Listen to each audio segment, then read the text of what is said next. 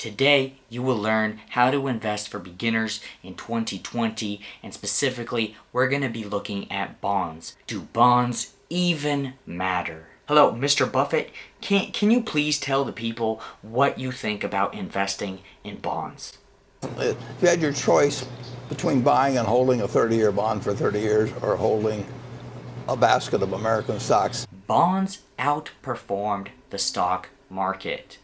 I went ahead and wrote a song about how much I hate bonds. I hate bonds, yeah, I do. I hate bonds, yeah, I do. This was my personal daily gains, 44456. Really rare numbers right there. Welcome to Financialism. On our channel, we expand our wealth, growth, mindset.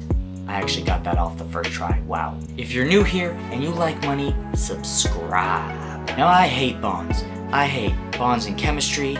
I hate James Bond. I've actually never seen a James Bond movie, so thumbs up if you haven't watched a single James Bond movie ever as well. I even don't like man buns, just because the word buns sounds so much like the word bond. I hate bonds so much that I went ahead and wrote a song about how much I hate bonds. Yeah, I hate bonds, yeah, I do. I hate bonds, yeah, I do. I hate bonds, yeah, it's true. Chemical bonds, I hate them. Ooh, James Bond, I hate them. Yeah, man buns, I hate them. Ooh, there's a song how I hate on bonds, cause I really hate them. Bonds, yeah, I hate on bonds, yeah. Hate on bonds, yeah, I hate on bonds. Bonds, I hate them, yeah. Bonds, I hate bonds, yeah. But most of all, I hate government-issued bonds. Now, what is a bond? A bond is debt that the government takes on and it pays you interest for it. What this means is you are lending money to the government and they are creating projects or whatever else the government does with money, building roads over and over and over and over again. So you can say that you're profiting off debt from the US government. That is a pretty cool thing to say. However, not everyone will agree. My Muslim friends, a lot of them believe they can't invest in bonds because it goes against the religious text. You cannot profit off of debt, and I respect that. I respect that a lot. It takes a whole lot of moral value to invest based on your ethics. So, big shout out to my Muslim friends. Why even invest in bonds? Bonds actually have pretty decent returns. They beat the bank's returns by about 300, but in the long run, they just can't compete with stocks. Except, let's take a look at the stock market from March of 2000 all the way till March of 2020. Bonds outperformed the stock market.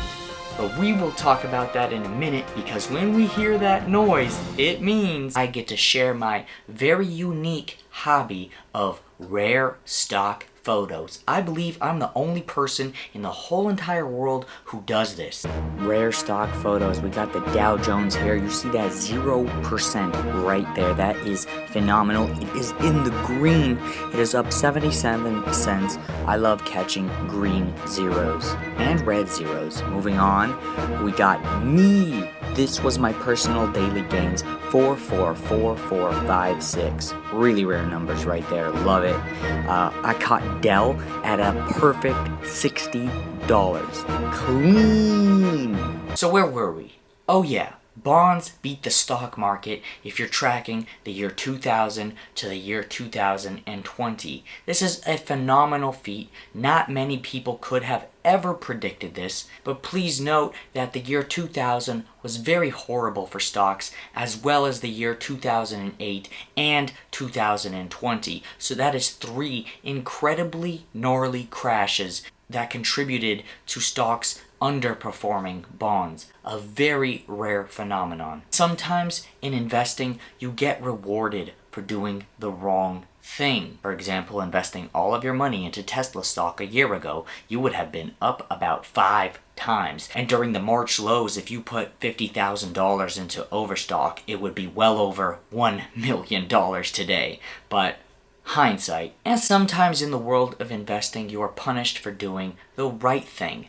That is not unique to stocks and investing. This is something that happens all around in life. I mean, just look at Martin Luther King and the civil rights activists. They were all thrown in jail for doing the right thing. And if you disagree, you can just exit out of this video right now. I do not welcome you here. But if you want to DM and we can talk in private, and hopefully I could lead you to some resources about why you are brutally misguided. Now, before anyone gets angry and goes, how dare you compare investing in the stocks to Martin Luther King and all the civil rights activists, what a horrible person you are, I'm unsubbing. In fact, I'm calling all my friends to subscribe to your channel so you can get 100 subs. You'll be so happy. You're gonna go take a picture, go to your mama, go celebrate, and then we will all unsub at the same time, and you will be back to where you are today. Which is hopefully 1 extra sub because you really like that ramble and you just subscribe to the channel.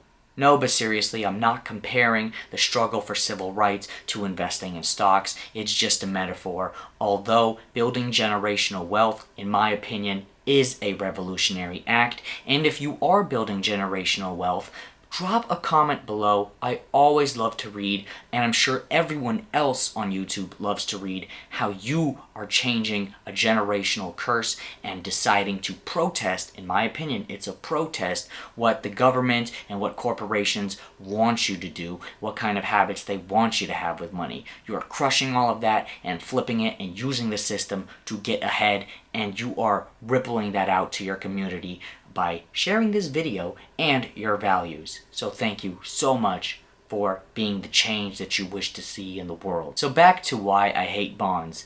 The absolute best thing that could happen to bonds was that they got an average of 6% returns from 2000 to 2020. And the absolute worst thing that could happen to stocks is they got about 6% returns from the year 2000 to 2020. Now, I'm not going to put my money in where the best case scenario is I get 6% returns. I'm going to put my money in stocks where it's highly probable that I will get 10 to 11% returns based on a 100-year history. Especially if I'm investing for a long period of time, like 2 whole decades.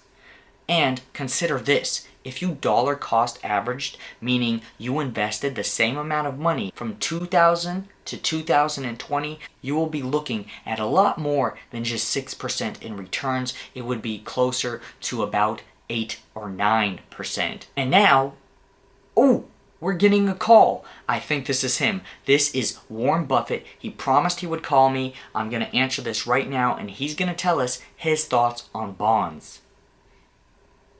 Let me get that. Hello, Mr. Buffett. Can you please tell the people what you think about investing in bonds?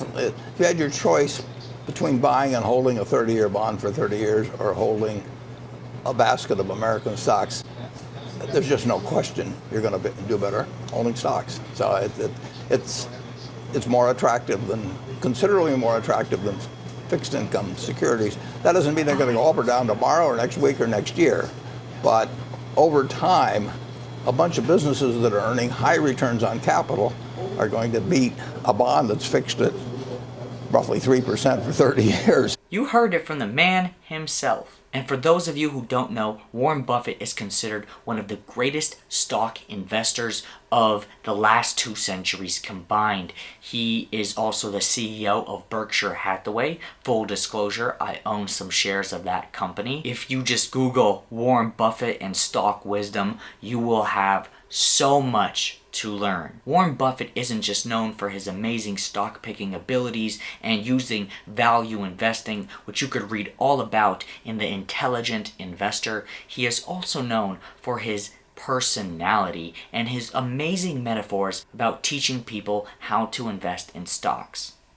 I myself have studied him and learned so much. Now, the last point I want to make is I'm not a financial advisor. These are all my personal opinions and elite investor Warren Buffett's. But I do want to expand and say if you are retiring, bonds will be a lot less volatile than stocks. But when the market does crash, and eventually the market crashes, it's a normal thing that happens. It happens approximately once every decade where there's some sort of large crash of 20% or more. No one knows when exactly it'll happen. It may take more than a decade. It may happen twice in a decade. You never know. So by having bonds, you're assuring yourself that a part of your portfolio will not react to a crash as bad as stocks would. Alright, if you enjoyed that video, subscribe to the channel, follow your boy Financialism, and name's Bond.